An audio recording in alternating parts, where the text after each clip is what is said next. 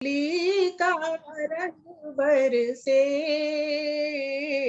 होली का रंग बरसे, आजा माही वे गोरी का दिल तरसे, आजा माही वे गोरी का दिल तरसे।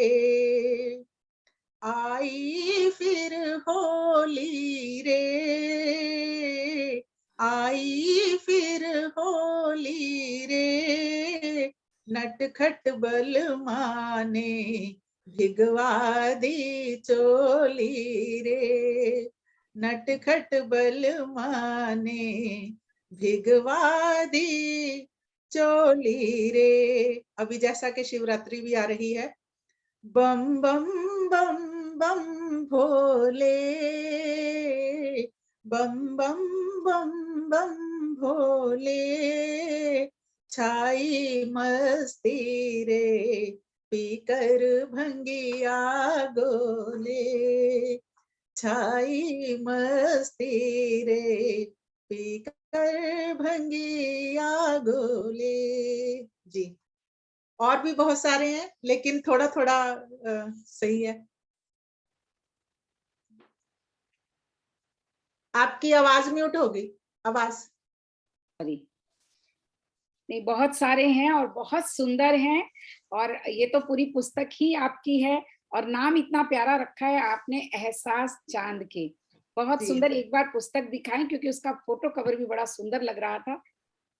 वाह, बहुत सुंदर है। ये हमें कहाँ मिलेगी, ये भी जरूर आप लिंक भेजिएगा, क्योंकि बड़े प्यारे आपने इसमें माहिया लिखे हैं और आपकी कविताएं हैं। तो ये जो आपका जो मेल, मैं कहूँ कि संगीत और कविताएं, और उसके बाद योगा ट्रेनर, और योगा ट्रेनर में मुझे लगता है कि आपने सच में महारत हासिल कर ली, क्योंकि 100 लोगों को एक साथ ट्रेनिंग देना, उनको संभालना बहुत बहुत मुश्किल जॉब है जो कि आप कर रही हैं। और इसमें आपके पति का, आपके परिवार का पूरा सपोर्ट मिला है, जिसके कारण आज आपकी अपनी पुस्तक आपके हाथ में है। तो पहले तो पुस्तक के लिए ढेर सारी बधाई। और आपकी बातों से जो कुछ बातें निकल कर आई, जैसे कि एक बाल मन की बात जो आपने कही कि एक बच्चे पर किस तरह से असर पड़ता है, तो एक सीख हमें मिलती है कि हमें बोलने के पहले सोचना चाहिए, जब बच्चे हमारे सामने होते हैं उनके लिए कुछ भी कहने के पहले। और सबसे बड़ी बात जो आपने बताई कि कुछ भी सीखने की, कुछ भी बनने की और कुछ भी करने की उम्र नहीं होती है। बिल्कुल। और इसका कोरोना काल में तो जरूर आपने इसका फायदा ज्यादा उठाया होगा। कोरोना काल से आपको क्या फायदा मिला? मैंने खूब ढेर सारी रचनाएं लिखी, और मैं आपको अभी और सुनाती हूँ, 2 पंक्तियां और सुनाती हूँ। जरूर सुनिए। शहीदों के नाम पे, जैसा कि अभी पुलवामा बिल्कुल बिल्कुल के शहीदों का दिन गया है। जी, बिल्कुल तो स्वागत है। मैं सोचती हूँ, लिखने के समय मैं नहीं सोचती कि इसकी क्या धुन बनेगी या नहीं, और जितनी रचनाएं हैं सबकी धुन मैंने अपने आप बनाई है, और धुन मेरे को भी वो बाद में मेरे को भी वो प्रिय लगती है धुन। तो देश के शहीदों के नाम 2 पंक्तियां कहती हूँ। आओ आज हम सब मिलकर तिरंगा फहराते हैं, आओ आज हम सब मिलकर तिरंगा फहराते हैं, डटे हुए हैं सीमा पर जो उनको शीश नवाते हैं, डटे हुए हैं सीमा पर जो उनको शीश निवाते हैं।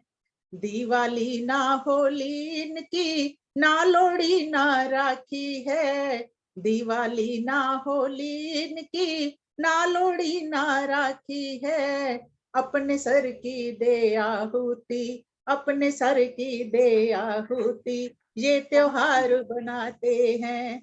आओ आज हम सब मिलकर तिरंगा फहराते हैं, डटे हुए हैं सीमा पर जो उनको शीश नवाते हैं, डटे हुए हैं सीमा पर जो उनको शीश नवाते हैं। जी, है 5 शेरों की गजल है, पर मैंने 2 ही अरे, सुनाए। मुझे तो बस लग रहा था कि सुनती चली जाऊं, इतना सुंदर लिखा है आपने। बहुत बहुत बहुत सुंदर लिखा है। लेकिन आप सही कह रही हैं कि समय का थोड़ा ख्याल रखना है, इसलिए जी मैं जी। पूरी नहीं सुन पा रही हूँ, लेकिन इसको सुनना ज़रूर चाहूँगी पूरी, बहुत सुंदर आपने लिखी है और और आपकी इस पुस हाँ जी, बोलिए। मैं मैं बताना चाहूंगी, ये मेरी पुस्तक फ्लिपकार्ट पर अवेलेबल है। अगर कोई पढ़ना चाहे, मंगवाना चाहे तो मंगवा सकते हैं फ्लिपकार्ट पे। तो जी, जी बहुत सुंदर। तो आपके नाम से अगर डालेंगे रजनीश गोयल तो इस पुस्तक का हाँ, नाम और देव प्रभा प्रकाशन से प्रकाशित हुई है, देवप्रिया। डॉक्टर चेतनानंद जी के प्रकाशन से। ओह! बहुत, बहुत सुंदर बात। तो आपने इसमें ये जो कविता जो देश प्रेम की डाली और पहले भी मैंने आपके मुँह से देश प्रेम की 2-4 कविताएँ सुनी हैं। जी तो आप जब उनको गाते हो और सबसे बड़ी बात क्या है आपने जो अभी बताया कि धुन भी आप ही बना लेते हो। तो उसका कारण शायद ये रहा हो कि आपने संगीत काफ़ी लंबे अरसे तक बिल्कुल। सीखा। तो संगीत का मेरे को यहाँ पे बहुत फायदा हो रहा है। हुँ। मतलब मुझे बहुत अच्छा योगदान मिल रहा है संगीत सीखे का। हाँ, तो एक कवि को अगर संगीत सीख ले, खुद से धुन बनाकर गाए, तो वो लोगों के बीच में जल्दी प्रिय भी हो जाता है। जी तो जी ये एक और बात है कि संगीत भी सीख लेना चाहिए कवियों को, ऐसा संदेश आपका जा रहा है। तो आज आपसे बातचीत करके इतना अच्छा लगा है और सबसे बड़ी बात जो आपसे बात करके जो मुझे समझ आई है, वो ये है कि सबसे पहली बात तो कि सीखने की कोई उम्र नहीं होती है। किसी भी उम्र में हर जो गृहिणियाँ हैं, ख़ास करके ये जो मेरा कार्यक्रम है वो इसके लिए ही रहता है, दिल से दिल तक कि दिल की बात निकल कर सामने आए और वो बात किसी के लिए प्रेरणा बने जैसा कि मैंने शुरू में ही कहा।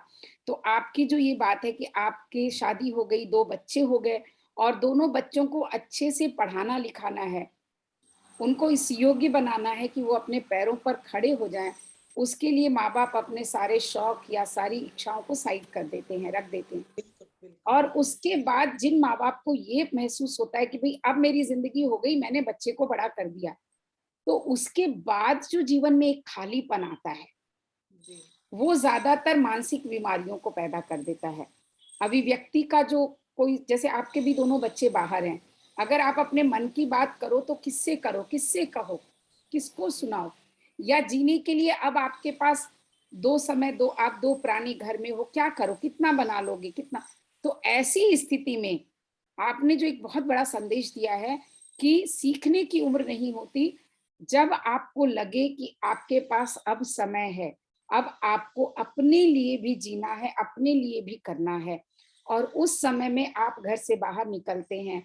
आप योगा ट्रेनर बन जाते हैं क्योंकि आप पूरे कर्मठ थे उस काम में और जी संगीत जो कि आपको बचपन से प्रिय था, आपने जी फिर से संगीत सीखा, 4 साल तक संगीत सीखा और जी जो कविताएँ आपको खुद महसूस हुआ आज कि वो मेरी जी तुकबंदियाँ थी, कविताएँ नहीं थी। कविताएँ तो मैं अब 4 साल से लिखना शुरू की हूँ। तो ये एक सच को स्वीकार करने वाली जो बात है, ये भी बहुत हिम्मत चाहिए इसके लिए कि आपने इस सच को स्वीकारा कि पहले जो 2-4 पंक्तियाँ लिखती थी, वो तो तुक मिला लेती थी खाली। जी उसे कविता नहीं कहते हैं, लेकिन कविता तो अब है जो आप लिख रहे हो बिल्कुल। तो ये एक बहुत बड़ा संदेश मेरे ख्याल से उन सभी लोगों के लिए जाता है, जिनके बच्चे बड़े हो चुके होते हैं और जिन्हें लगता है कि अब मैं क्या करूँ? अब मेरे लिए कोई काम नहीं रहा। 24 घंटे बच्चे में लगे हैं। सुबह स्कूल भेजना है, कॉलेज भेजना है, खाना देना है, खाना बनाना है, घर को देखना है, रात को खिला के सुलाना है। वो सब काम से जब हम फारिग हो जाते हैं, तब जो एक खालीपन, एक सूनापन आता है, उस खालीपन और सूनापन को बहुत सुंदर तरीके से भरने का जो आपने साधन अपनाया, संगीत सीखा, कविताएँ लिखी, योगा सीखी और फिर योगा सिखा भी रहे हो।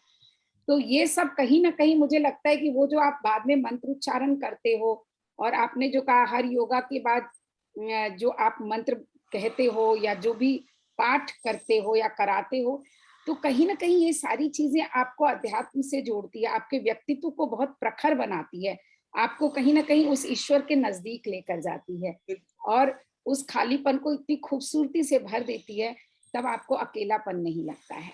तो ये बिल्कुल। एक संदेश आज जाता है आपकी इन बातों से और मैं जानना चाहूँगी कि आप लोगों को क्या संदेश देना चाहोगे? समय हो चुका है, इसलिए आप जी, हमें ये बताएँ। मैं यही संदेश देना चाहती हूँ कि हमें ये सोचना चाहिए कि हम दूसरे के चेहरे पे कैसे स्माइल ला सकते हैं। तो आप भी काम कर रहे हैं ऐसा, मैं भी करती हूँ।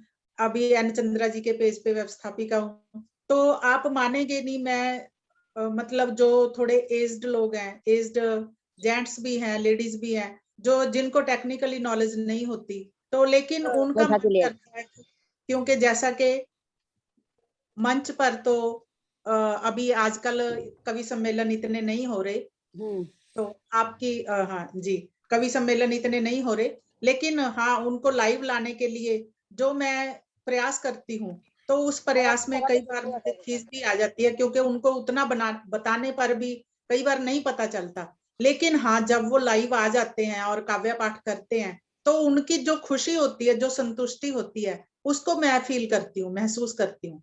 तो जब उनके चेहरे पे स्माइल होती है, तो वो मुझे बहुत तसल्ली देती है, बहुत संतुष्टि देती है।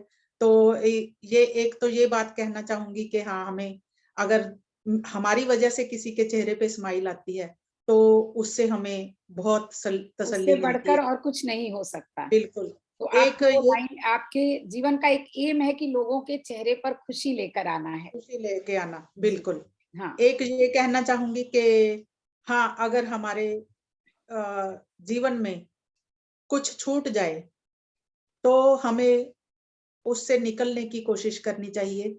उससे उससे बंधे नहीं रहना चाहिए, जुड़े नहीं रहना चाहिए।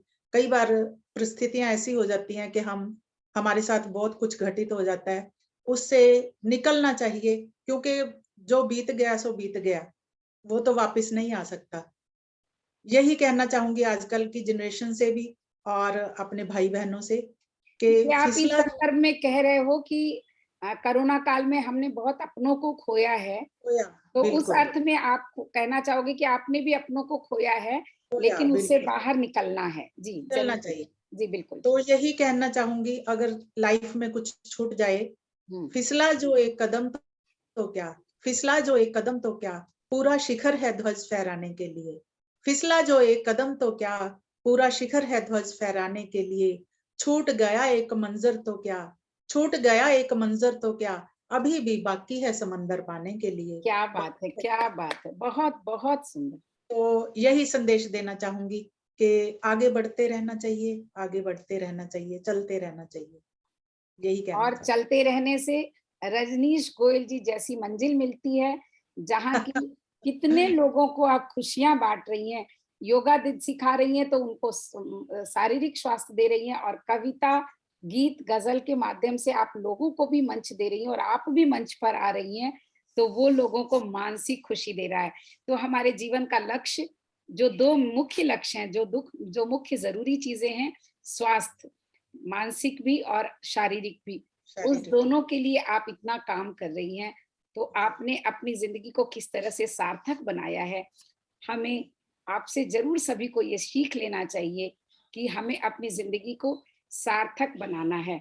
अपने परिवार के कार्य को तो देखना ही है, अपनी ज़िम्मेदारियों को निभाते हुए, ये भी हमारी एक ज़िम्मेदारी बनती है समाज और देश के प्रति, जिसको कि जी, रजनी जी आप निभा रही हैं। आपसे बात करके बहुत-बहुत आनंद आया। हम फिर जी, से आपसे बात करेंगे और बहुत कुछ जानना चाहेंगे, और जी, जानने से ज़्यादा आपकी कविताएँ भी सुनना चाहेंगे। तो अगली बार मैं कोशिश करूँगी कि हमारे मंच पर आपका काव्य पाठ हम सुनें। जी। तो वाह! बहुत-बहुत बहुत-बहुत धन्यवाद, धन्यवाद। और सभी मुझे भी जितने आपसे फेसबुक से बात लोग जुड़े हैं, सभी का मैं बहुत-बहुत धन्यवाद देती हूँ। जी, आप कुछ कह रही थी? जी, सभी श्रोताओं का बहुत धन्यवाद करती हूँ और आपका और अभ्युदय मंच का बहुत-बहुत धन्यवाद करती हूँ कि आपने मुझे आमंत्रित किया। बहुत-बहुत धन्यवाद। जी, ये शुभ तो संध्या। हमारा सौभाग्य है, क्योंकि ये जो प्रेरणाएँ जो मिलती हैं, वो आप जैसे लोगों से ही तो मिलती है, और सोए हुओं को जगाने का ही कार्य है अभ्युदय का।